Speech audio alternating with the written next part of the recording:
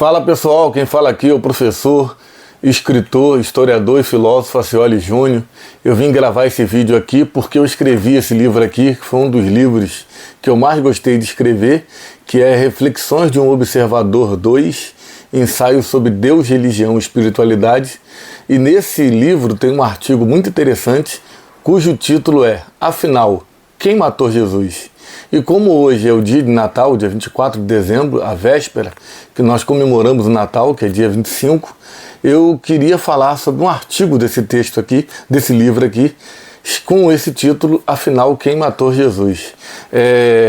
Também vou mostrar aqui que eu tenho várias bíblias aqui, uma das que eu mais gosto é a Bíblia de Jerusalém, que é uma bíblia feita por teólogos católicos e protestantes e que tem uma linguagem muito próxima do original. Então, pessoal, essa é uma pergunta bem interessante, afinal, quem matou Jesus? Porque há um documentário da Discovery Channel cujo título é esse, Afinal, quem matou Jesus? É um documentário muito interessante e que eu indico você para assisti-lo. Mas o que eu queria apontar nessa nossa conversa aqui é que para a maioria dos cristãos do mundo inteiro, quem matou Jesus foram os judeus, foram o povo judeu. E é por isso que desde o Concílio de Nicéia, no século IV, até 1985, os judeus foram acusados pela Igreja Católica de deicídio, de matarem Deus.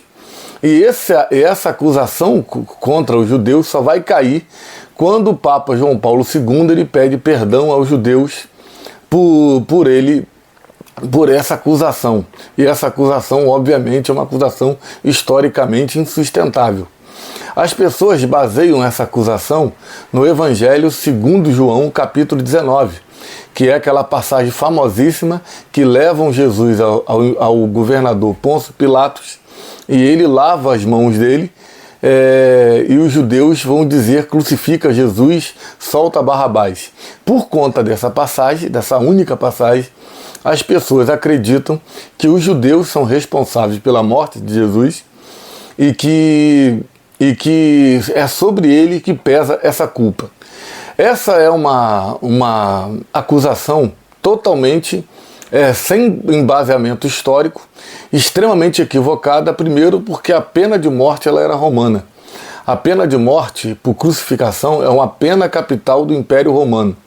Várias pessoas foram crucificadas no decorrer da história. Então, desde quando Roma vai se tornar a maior potência mundial, por volta de 146 a.C., até o ano de 476, quando ela é invadida pelos bárbaros e o Império Romano vai cair e vai surgir daí a famosa Idade Média, nessa divisão historiográfica que os europeus fizeram. Então, desde esse período, várias pessoas, inúmeras pessoas, centenas de pessoas foram crucificadas. Isso prova que a pena de morte é uma crucificação capital romana, ela é do Império Romano. Ela não era uma pena de morte judia, dos judeus, mas sim do Império Romano. Cabe lembrar também que os judeus eles eram subalternos, eles eram vassalos dos romanos, porque Israel, a Judéia, era uma província de Roma. Então quem tinha autoridade ali era o imperador romano e seu representante, que era Herodes, e também o Pôncio Pilatos. Então fica claro aqui que os judeus não podem ser culpados pela morte de Jesus, porque eles não tinham autoridade, nem a liderança judaica, muito menos o povo judeu, eles tinham autoridade de crucificar Jesus ou qualquer outra pessoa. Seria mesmo equívoco que acontece no dia de hoje, como as pessoas acreditam equivocadamente que se o povo quiser ele faz o impeachment do presidente da República. E isso é um absurdo colossal, porque o impeachment do presidente da República ele tem um processo. Inclusive eu já escrevi sobre isso no meu livro sobre política.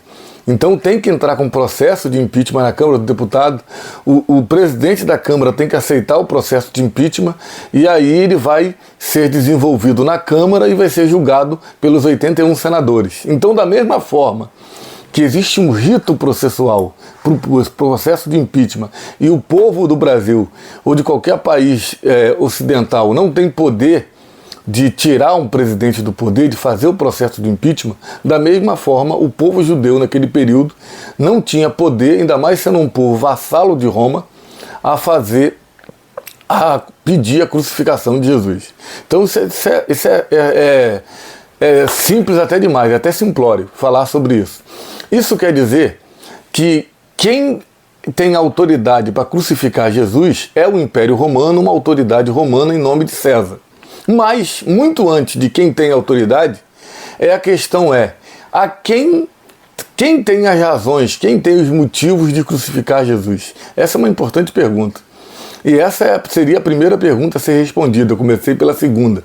E quem tinha esses motivos de crucificar Jesus eram as autoridades religiosas do judaísmo. Era especialmente Caifás, o sumo sacerdote, eram alguns saduceus, que eram os sacerdotes do templo, alguns fariseus, que eram os grandes doutores da lei, assim como os escribas. Eles eram as pessoas que tinham as razões contra Jesus. Até porque Jesus, ele o tempo todo, especialmente para quem lê o texto de Mateus 23, ele fazia os escribas, fariseus, saduceus e Caifás a passarem uma vergonha enorme, chamando-os de hipócritas, de raça de víboras, de sepulcro caiado e de outras censuras que Jesus fazia publicamente. Jesus também, em Mateus 21, ele entra no templo, derruba as mesas dos cambistas, tudo aquilo ali estava autorizado pelos líderes religiosos. Então os líderes religiosos odiavam Jesus e eles tinham a intenção de matá-lo. Porém, eles não tinham autoridade para fazê-lo. Por quê? Porque Israel era uma província romana. Então eles prendem Jesus, eles vão lá e compram Judas com 30 moedas de prata, mas eles não podem sentenciar Jesus à morte, que é o que eles queriam.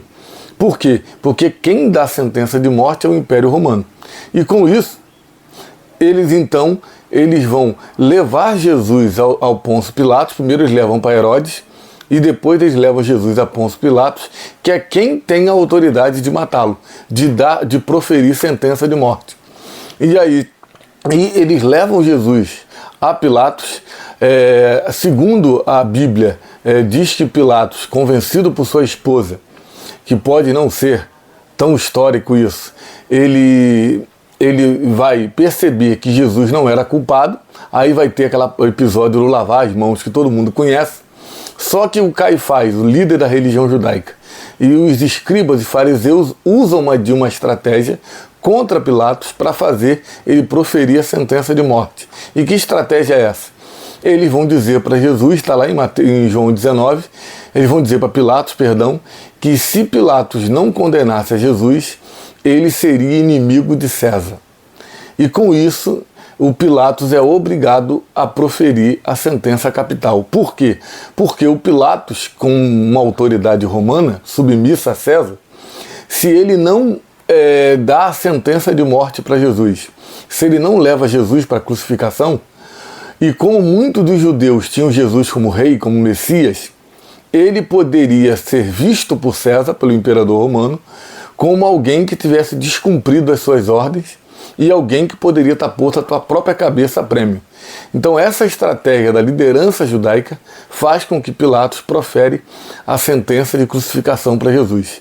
Então, quem tem os motivos de matá-lo são os líderes judeus, são os religiosos judeus, mas quem tem autoridade para fazê-lo é Pilatos, como autoridade do Império Romano, máxima do Império Romano naquela região.